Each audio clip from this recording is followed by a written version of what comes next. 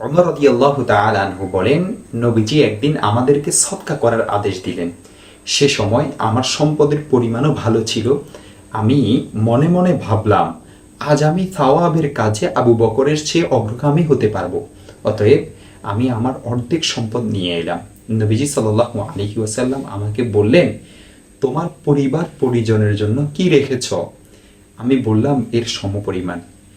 এরপরে ওমর রাদিয়াল্লাহু তাআলা আনহু বলেন, হযরত আবু বকর রাদিয়াল্লাহু তাআলা আনহু তার সমুদয় সম্পদ নিয়ে হাজির হলেন। রাসূল করিম সাল্লাল্লাহু আলাইহি ওয়াসাল্লাম জিজ্ঞাসা করলেন, পরিবারের জন্য কি রেখে এসেছো? তিনি বললেন, আমি তাদের জন্য আল্লাহ ও তার রাসূলকে রেখে এসেছি। হযরত ওমর রাদিয়াল্লাহু তাআলা আনহু বলেন, আমি বললাম, খোদার কসম, আমি কখনো তাকে অতিক্রম করতে পারবো না। ইমাম তিরমিজি রহমতুল্লাহি আলাইহি বলেন, হাদিসটি সহিহ হাসান পর্যায়ের।